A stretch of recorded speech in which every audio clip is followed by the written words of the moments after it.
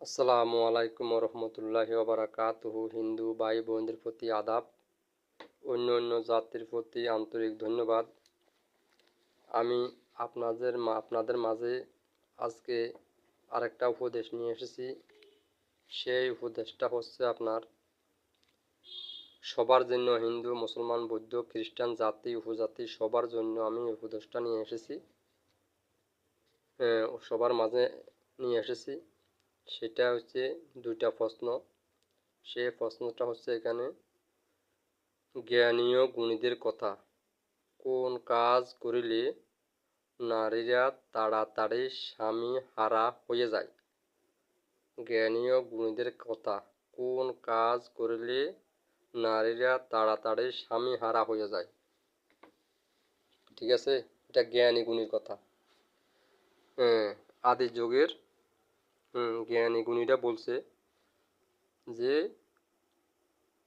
এই কাজ করলে, কাজটা হচ্ছে আপনার কি, উত্তর, কাপড় পরিয়া কোমর দেখিয়া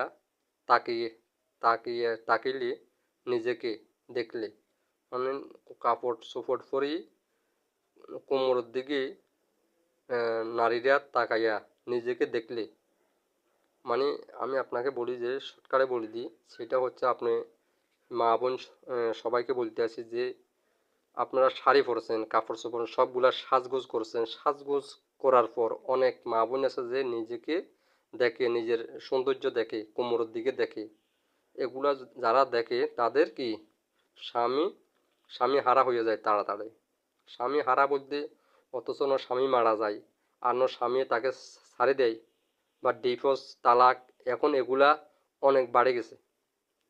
বা একজনের বউ অন্যজনের সাথে চলে যেতে আছে, অনেক লোকের বউ চলে যায়, ঠিক আছে, বা ডিভোর্স হয়ে যায় বা তালাক হয়ে যায়, এরকম হয়।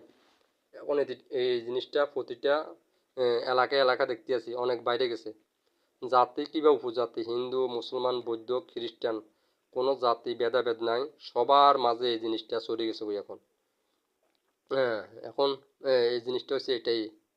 আপনি মনে করেন মা বোনদের জন্য বলতে আছে, আপনি কি করবেন, যদি কাপড় চোপড় পরি সাজগোজ করি আপনি নিজেকে যদি নিজে দেখেন কোমরের দিকে চাইয়ারে, তাহলে আপনার জন্য একটা দুর্ঘটনা চলে আসবে, একটা ইবলিশ মানে শয়তানের পরিকল্পিত ভাব একটা চলে আসবে। এটা হচ্ছে এটাই। তো আমি যা হোক, আমার দ্বিতীয় প্রশ্নটা হচ্ছে আপনার, যে কোন কাজ করিলে কুলের সন্তান অকালে মারা যায়?